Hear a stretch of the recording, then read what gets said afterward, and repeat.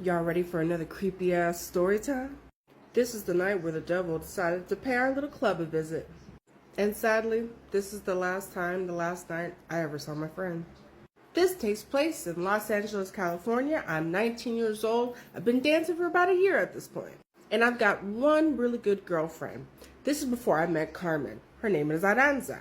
And that is her real stage name. So I have to give you a quick rundown first about Aranza. Aranza is from Brazil. She is a widower, lost her husband in a tragic car accident.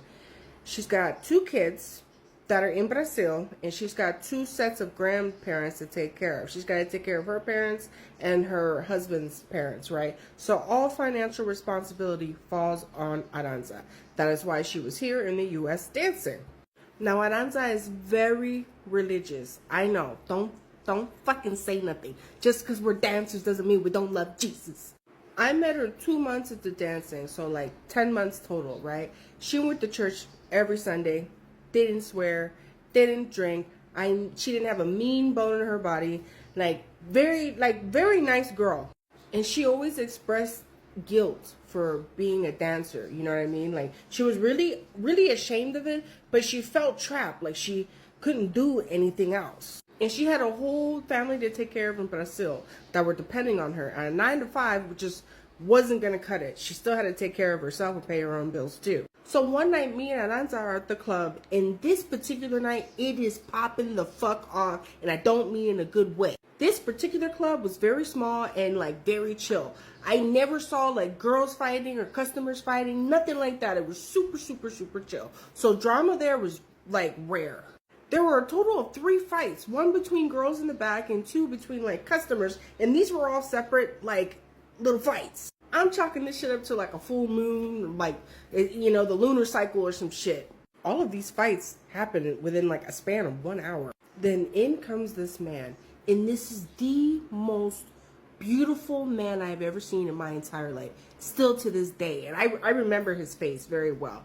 He was very devilishly handsome, and I use that word on purpose because that's kind of what you would imagine the devil looking like. He had very sharp features, a very sharp jawline, a sharp nose, you know what I mean? Beautiful jawlines, like, just he was fine. He walks in, grabs his drink, sits down. All the girls come up to him one by one, trying to small talk with him, trying to ask him for a dance, and they just get up and walk away. He's not interested. And I can hear the girls sitting next to me that had already walked up and talked to him. I can overhear them saying, like, that guy was creepy. He's just a creeper. I can't ask them anything, though, because I'm sitting down with my regular. I'm having a conversation, and I don't want to be rude. Everyone has approached him except Aranza. Aranza's standing at the bar. But I noticed, because he's fine as hell. I'm staring at him because after I'm done with this regular, I'm walking my ass over there. I noticed, though, I clocked that he is staring at Aranza. So after I'm done talking with my regular, I walk up to Aranza and I'm like, girl, that fine ass motherfucker is staring at you. Go over there and make your money. And she's like, I don't know, man. All the girls are saying he's kind of creepy. And I'm like, bitch, do you know where the fuck you are at right now? This is a nudie bar. All the guys are here are fucking creepy. Quit being a baby. I wish I never did that. Another one of my regulars come in, so we get to talking. While we're talking, I noticed that man got up and is walking toward Aranza. They're standing at the bar and they're talking. They went back and forth for about 5 minutes, I'd say. I see them head toward the VIP section. The VIP section is separate from like just the regular dances, right? The VIP section, you're going to be in there for at least 20 minutes. 5 minutes later, I don't even think it was 5 minutes, that man comes strolling out of the VIP. When he strolls out of the VIP, this man gives me a smile that I will never forget. Look, I got the chills. I will never forget this smile. His smile looked like a shark. That's the only way I can describe it. You know that shark Bruce from Finding Nemo? That's what that fucking man looked like. That was that smile he gave me. Instantly, my stomach is in my ass. I feel like throwing up. I race back there because I know something is wrong. I'm thinking something happened. They should have been back there for at least 20 minutes. I'm thinking he SA'd her or like physically assault. I don't fucking know. I'm thinking he hurt her. I kicked my heels off and everything and booked it back there because I wanted to get back there as fast as possible so he wouldn't get away just in case he did something crazy to her. So I get back there and she's sitting in the booth, right? I'm looking at her and she's like, catatonic. Bitch, you know what the fuck I mean. She's stuck. She's just stuck. She's got like the fucking 1,000-yard stare. She's like looking past me. She won't talk to me. She won't fucking say anything. I'm scared. I'm like tapping her cheek and shit. I'm doing that for like 5 fucking minutes. I'm examining her body. I don't see any signs of an assault. Like I don't see any injuries. I don't see her like bikini ripped or nothing like that. So I'm like, what the fuck happened? She fucking snaps out of the shit, right? And she just pushes me. She pushes the fuck out of me and I fall over. I'm like, well, bitch, what the fuck? She jumps up and takes off running to the fucking dressing room. By the time I get my ass up and take my ass to the dressing room to see what the fuck is going on, this bitch damn near tackles me, like on her fucking way out. But I stop her. I block the fucking door. Her panic is making me panic. And I want to know why the fuck we are panicking. And should I be fucking leaving too? Did he threaten to shoot this bitch up? Tell me what the fuck? This lady looks me dead in my eyes and tells me, and I quote, I saw hellfire in his eyes and we need to repent. You saw what? She pushes past me and leaves in the middle of her shift. Now I'm stuck like a fucking deer headlights. What the fuck do you do with that? I finished my shift. For the next 3 days, I'm calling her. I'm going straight to voicemail. I'm texting her. No response. On the 4th day, I go to her apartment. I've been there a million times. We were friends. I get to the apartment. I'm knocking at the door. I peer through her window because I want to know if she like fucking hiding from me or something. And my fucking heart sinks. Everything is there like normal except her pictures. She had pictures of her family all over the walls. And when I saw that they were missing, I knew she was gone. It looks like she left everything and she had some really nice shit in there. I knock on the neighbor's friend because we were cool with him. We had hung out with him a few times, right? I knock on his door. He opens the door. Her dog comes out. She had a dog that she absolutely loved more than life itself. I ask him, I'm like, have you seen Aranza? Like, do you know anything? What the fuck is going on? He's like, yeah, she came over here a couple nights ago. Asked me if I could if I wanted the dog, she had to go home to Brazil. And I'm like, what? I was both stunned, I was sad, I lost my friend, but also like terrified because I knew she fucking saw something to have been so fucking scared to just up and leave like that. You leave the fucking country, like, what did you see? I know she saw the devil. I know he was a devil or a demon. He was something. He was something fucking scary. And I believe wholeheartedly that that night, the veil was like super thin. And him, like all those fights breaking out right before he comes, you know what I'm saying? Like that energy, that chaos that the devil brings or that demons bring, like that's what that was. That was like kind of his announcement. Because after he left, I finished my shift. The shift peaceful. Nothing popped off. Only right before he came. I think he was there with a mission. I think he was there specifically for Aranza. And I hope this video some way, somehow makes it to Brazil. Aranza, if you see this, I miss you. Just let me know you're okay, girl. What happened? Gonna want to listen to this story, but trigger warning, I advise do not watch this in the dark or at night or sitting alone in your bed because it will freak the shit out of you. This man goes to sleep with his wife and they're sleeping in bed, and around 3 o'clock in the morning he was woken up to this noise, and it sounded like the front door, like somebody was trying to like scruff or trying to get in through the front door. It has one of these front doors. When the door shuts, it automatically locks and you have to have the keys to get back in the house. I actually have a front door just like this. So the first thing he does, he gets his phone and he opens the Ring doorbell app. And when he's looking at the camera in the app, he sees his wife is outside and at this point it was 3 o'clock in the morning. It was freezing cold and she was standing there shivering, trying to get in the house, but his wife is laying next to him. So he turns over to this person who is laying in bed with him and he shines a torch on her, and it is his wife. His wife is actually there and she's sleeping. She's fast asleep and she's fine. He checks the Ring doorbell app again and he's so confused because this woman looks just like his wife, but it's not his wife because his wife is laying next to him in bed. So as he approached the front door, and at this point he's thinking maybe it's a burglar or maybe it's somebody pretending to be his wife to trick him so they can get in the house. He does not open the door, but he shouts out, "Who is it? Who's there?" And this woman replied, "It's me. I've left my keys in my bag and I can't get in. It's freezing. Can you please open the door and let me in?" He froze because this woman sounded just like his wife. The exact same accent, same annotation. This woman literally was a photocopy of his wife. He replies, "Hold on a minute," and dashes back to his bedroom. To his wife? He shakes his wife awake, and of course when she wakes up she's really groggy, she's really tired, and he's like, "You need to see this." Shows her the Ring doorbell and this woman standing out there, and she's like, "Oh, when was this recorded?" He's like, "No, this video is a live video. This is happening right now." Explaining to her, he just spoke to this woman who looks and sounds exactly like her, his wife, and she said to him that she wants to come inside and she's freezing and that she just forgot her keys in her bag. So she ends up going downstairs. She's tired, she's pissed, she does not believe him. She opens the curtains and immediately shuts them as fast as she could because she's like, "What the hell? That is me." Both look at each other and they decide to speak to this woman outside. So the husband calls out, "What's your name?" And this woman outside replied with his wife's full name, including her middle name. He then asks, "What's your birthday?" And she gets it correct. He then even asked, "What do we have for dinner tonight?" And she replied what they had for dinner, plus saying that he cooked it, which was true. So the wife inside the house at this point is trying to control herself. She is freaking out, and the husband reaches over to her and says, "Ask it something only you would know." She's there thinking, what can I ask her? What can I ask her on the spot? Something that only she supposedly would know. Ask this woman outside, "The last time you went to your parents' house, what was the thing they changed about your bedroom?" There was a long pause, and the wife outside then goes, "Who is that?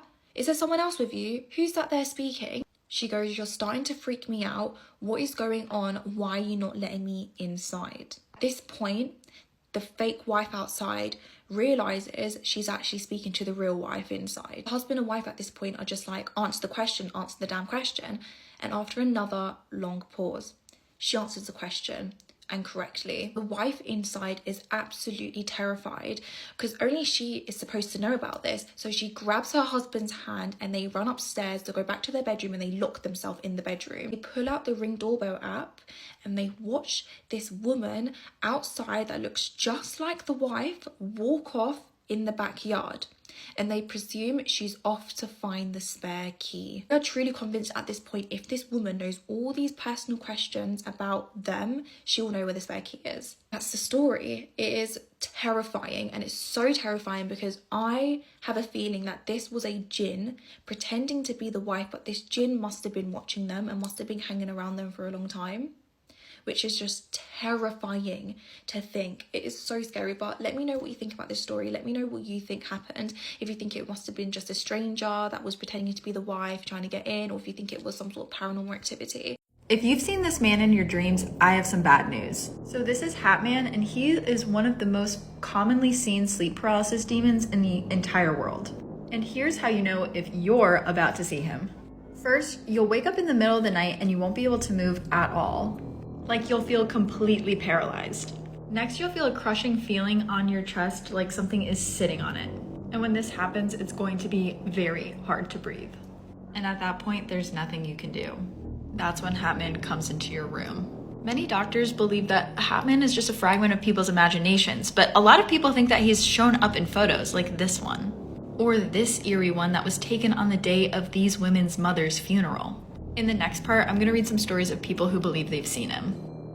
Imagine being in a classroom like this, basically studying, then all of a sudden and out of nowhere, you see a jinn in front of you. That's exactly what happened in northern Malaysia in 2019. See, there was a girl in the classroom who was basically writing, and out of nowhere, she started screaming like, "Ah!" When she started screaming out of nowhere, the whole class woke up. They were like, "Bro, what the hell is wrong with you?" Now, just like the girl, everybody in the class started screaming. So this is where the teacher turned his head. He was like, "Come on, guys, my explanation can't be that bad." Yes, the whole classroom right now is basically screaming and panicking. Even the teacher, he's screaming too. Now you might ask, "Bro, why the hell are they screaming?" This is why they were screaming. The whole class basically saw something like this in the back of the classroom. The whole class saw a tall silhouette that looked like a shadow with red eyes, and they immediately assumed that it was a jinn. And when they all saw that scary jinn in the back of the class, basically not moving and staring at them, they all started crying and calling for help. When the rest of the school heard this specific classroom screaming, they immediately came, but the problem is, by that time, the jinn already disappeared. So, this is where the school decided to call for any help they can get. They even called the police. And when police finally arrived, the students started explaining what they saw, and this is where police were like, okay bro, hold on.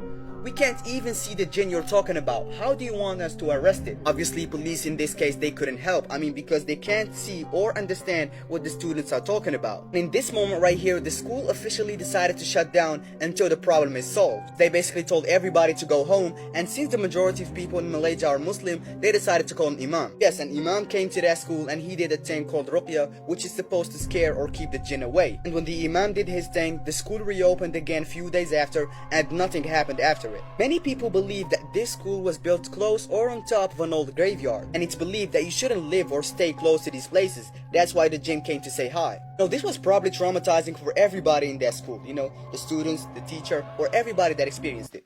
But W jinn for real, because thanks to that jinn that decided to randomly show up and traumatize everybody, they didn't have school for so many days. And I mean, even when the school reopened after, they had a valid reason to skip it.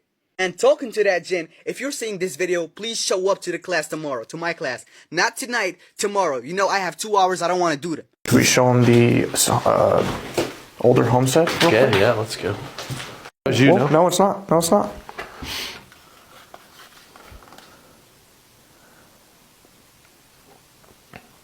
Was that you? Yeah, that's on either side. They went to both. Yeah. Imagine going to a wedding full of people only to realize that these right here are not humans like us, and you're basically trapped in a room full of jinns. That's exactly what happened to this woman right here. Her name is Nora, aka the Beyonce of Kuwait. Yes, this story takes place in Kuwait, by the way. Nora was basically a famous singer there, okay? Her and her band used to sing traditional stuff in weddings. Another way to say it, she was like a celebrity there, okay? You call her for your marriage, she comes, she sings, and then she leaves with money. You're probably like, okay man, this sounds like an amazing job. I mean, imagine going to a marriage, having fun, people recognize you, people are a fan of you, and you get money for singing a couple of songs. No, it was amazing until a terrifying thing happened to her and made her quit her job and be traumatized forever. Now, before I tell you what happened, you know what to do. Save this video and come back to it at night so it's more enjoyable like that. One day, Nora got a call. She was like, man, should I pick up? I don't really work today. You know what? Let's pick up the phone. Hello? Oh, the person calling her was a woman, okay? And she basically said, hello? Is this Nora? The famous Nora? Oh, Nora basically responded, oh yeah, thank you so much, that's me, the famous Nora, yeah. The woman on the phone basically said, oh my god, thank you so much for responding. Everybody loves you here. Can you please show up to my daughter's wedding tonight? So this is when Nora responded, oh, I'm sorry, like, I don't work today, I'm really sorry. The woman on the phone started begging her, okay? She was like, please, this is my only daughter, can you please show up tonight? She loves you so much. When Nora heard this from the woman calling, she was like, oh my god, these people are annoying. Okay, you know what? I'll make an exception for you. I want to see your daughter happy tonight. So, Nora ended up accepting, okay? The woman gave her the address and she told her to come, her and her band, at 10 p.m. Well, Nora and her band finally made it to the house at 10 p.m., okay? And before even entering, Nora was like, okay, I'm sorry, I did bring you here, but come on. I know that nobody works today, but we gotta do it for the love of the game. Her band basically responded, oh, come on, don't sweat it, Nora. We want to make people happy, right? It's only a marriage after all, right? Nora and her band finally made it inside the house, and the first thing they noticed is that the house from the outside looks normal, right? But from the inside is something different. The house was really bigger than they expected, okay? And the decor was really noticeable, okay? Somebody did their job on the decor. Nora and her band were amazed. They were like, wow, this is by far the biggest house we'll perform in.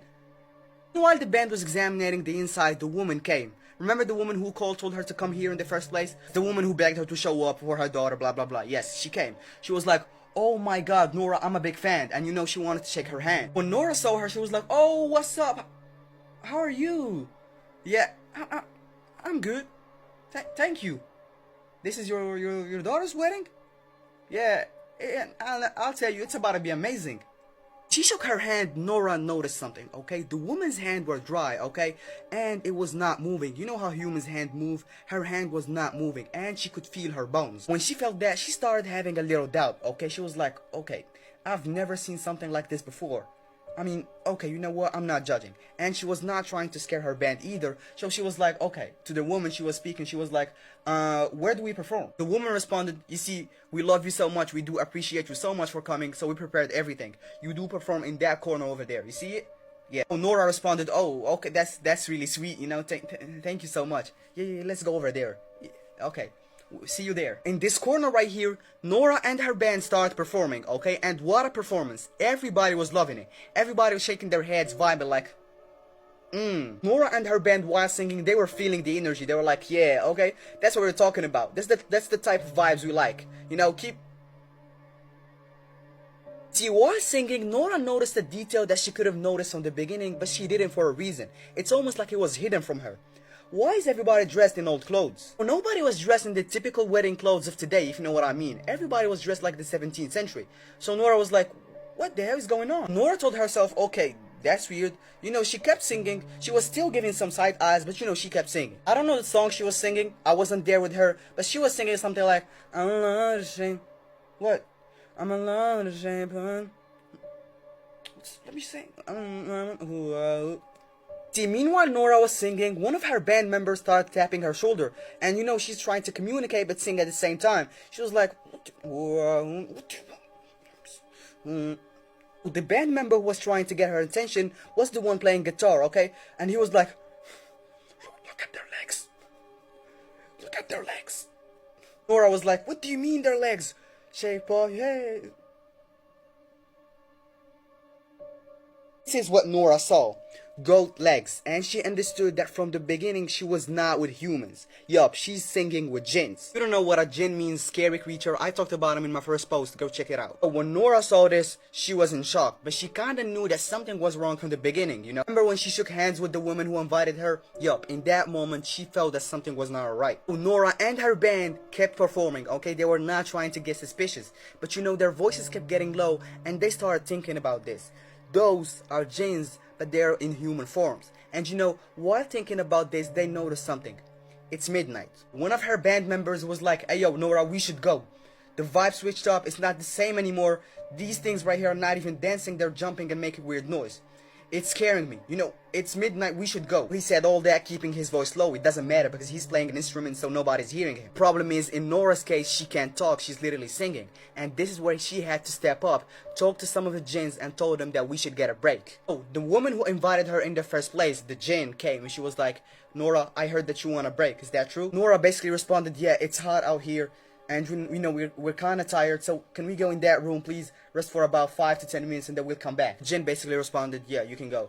Now the band went to a small room, closed the door, and they're finally isolated from the rest. This is where Nora was like, nobody is getting out, I don't care. You see these creatures, they're turning crazy right now. It's past midnight, so they're turning crazy.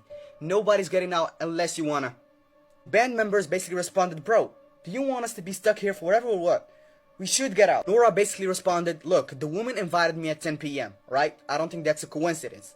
She invited me because she can only show up in this form at night. Look, what I'm trying to say is we pretend to be playing and singing until the sunrise. Once the sun rises, boom, we get out. We don't look back. Now, the band came back to the main room and they are forced to sing and play instruments. But things kept getting worse. Because some of the jinns not only started making weird noises and jumping, they started tearing their hair with a part of their scalp and throwing it down on the floor. Imagine the band playing, seeing, being forced to see all this stuff happening in front of them, but they can't do anything about it. Now, they kept playing for about 5 hours straight, and some of the band members started feeling sick and they started throwing up, you know, after all they saw. You know, as soon as the clock hit 4 a.m., meaning sunrise, every jinn stopped. They literally stopped moving. After that, they stopped moving, the lights started turning off, and the place started falling apart. This is where Nora was like, okay, this is our sign to go. After a long run in the hallways, they made it. They got out from the house. And this was the house. If you didn't notice anything yet, hold on. This was supposed to be the house they were in. This is what they saw at 10 p.m. This is where they left at 4 a.m. You see the difference? They left and they were all this time in an abandoned house. What happened is that the jinns basically gave them the illusion that they were in this house right here. So the bands kept running in the streets just to make sure that there is nobody after him. And you know, after running for a while, they saw somebody. That somebody basically asked them, why the hell are y'all running? Is this a marathon? Or like, I don't... Nora and the band were like, whoa, don't talk to us. We know that you're a jinn. Stop talking to us. So that somebody basically responded and he was confused. He was like, what? What the hell are you all talking about? Nora and the band members realized that he's normal, he's a normal human being, and they were like, oh, okay, he's on our side, don't worry. No, they started explaining to him what happened to them in this house. After hearing their story, he said something crazy. He said that this house right here has been abandoned before even he was born. Annalise Michelle, you ever heard about her? No. So this girl was possessed by 6 demons, and not only was she possessed by 6 demons, these demons were popular figures in history. One of them being Nero the Emperor, one of them being Judas. Before she died, like the year that she was gonna die, she had 67 exorcisms performed on her. This story, this whole thing, it actually inspired the famous movie The Exorcist. Supernopea paranormaali Storytime äidin teiniajoilta. Tämä tarina on oikeasti aika karmiva, joten jos oot herkkä, niin en suosittele kuuntelemaan tätä. Äiti pelasi kerran noin 15-vuotiaana kavereidensa kanssa spiritismiä, ja yksi heistä oli kysynyt pelin aikana hengeltä, että Piru, näyttäydy meille. Peli antoi vastaukseksi kello 12, johon pelaaja oli kysynyt, että mistä tunnistamme sen. Piru oli vastannut, että kyllä te huomaatte, kun se olen minä. Äiti ja hänen kaverinsa lopettivat pelaamisen, ja myöhemmin illasta he suuntasivat kaupungille. He seisoivat eräällä grillillä, kun äiti kiinnitti huomionsa pikkupoikaan, joka ajoi kolmipyörällä keskellä tietä. Äiti hymyili lapselle, mutta lapsen hymy muistutti enemmänkin irvistystä, eikä se kääntänyt katsettaan pois. Silloin äiti tajusi, ettei pikkulapset kulje keskellä yötä kaupungilla yksin. Lapsi ajoi kulman taakse, ja kun äiti yritti juosta katsomaan lapsen perään, niin ketään ei näkynyt.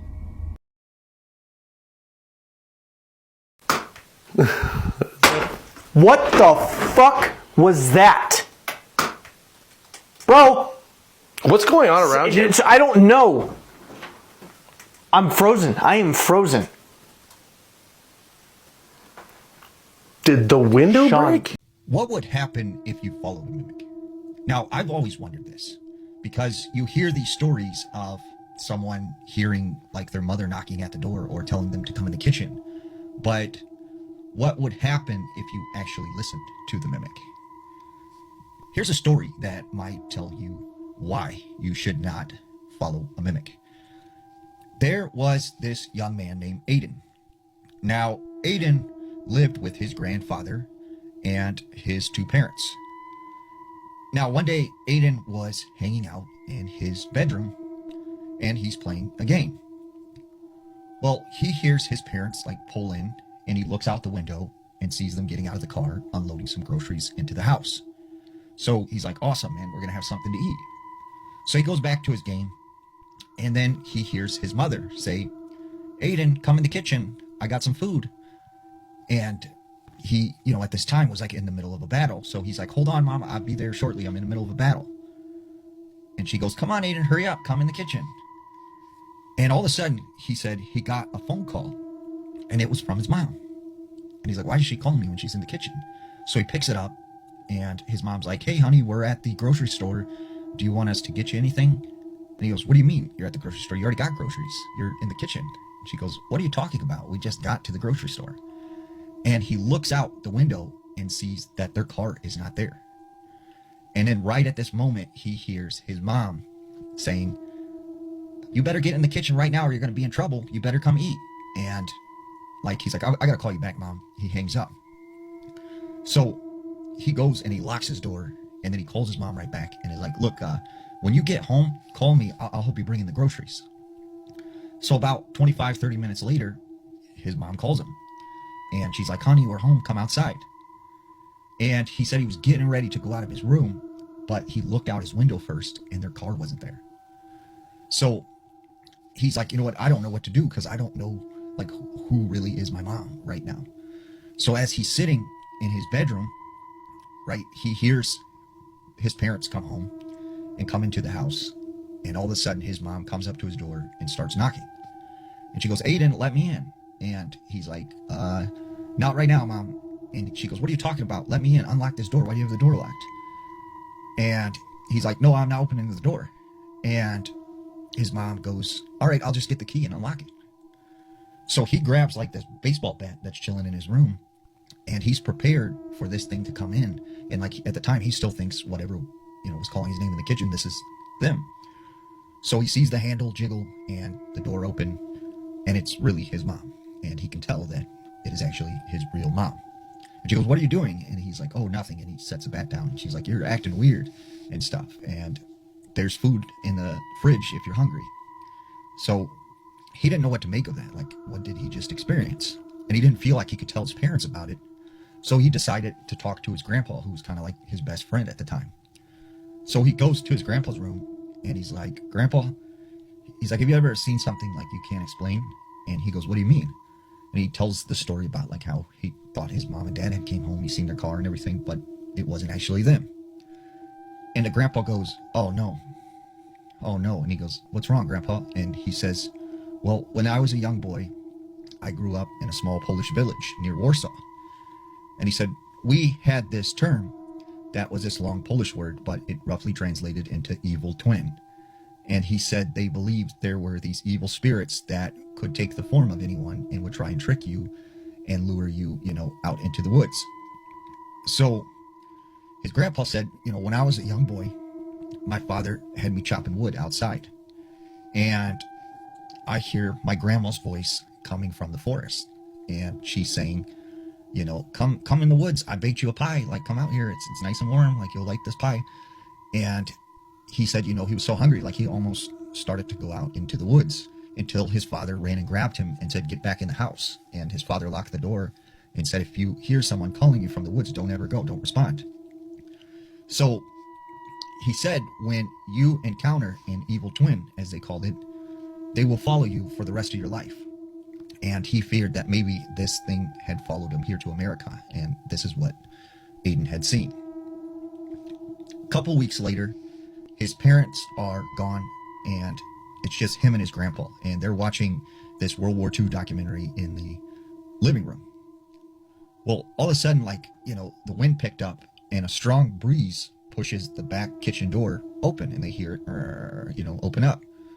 So his grandpa's like, "I'll go and close the door real quick, and I better lock it so it doesn't blow open again." So his grandpa goes into the kitchen, but after about 10-15 minutes, he doesn't come back. So Aiden's like, Grandpa, are you all right?" He goes into the kitchen, the back door's still open, and he doesn't see his grandpa. He goes throughout the house, he's yelling his name, he doesn't see him anywhere. So he goes out, to the back door, and he's yelling his grandpa's name, he doesn't hear it. So he calls up his parents, and his parents come home immediately, and they call the police, and they do this big search throughout the neighborhood and into the woods. And they end up finding his grandfather in the middle of the woods. He is completely naked. He is confused and doesn't know who he is, doesn't know anything, doesn't remember anything.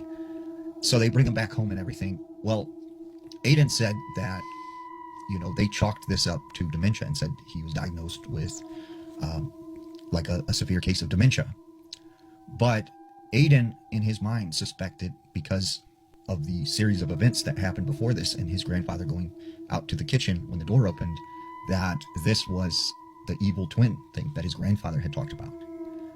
And he said, although his grandfather had completely lost his memory, from time to time, he would say to Aiden, "Is my brother outside? Is my brother out there?" And he couldn't figure out why, his grandfather would keep saying that. And then he realized maybe this thing appeared as his brother, and it lured him into the woods.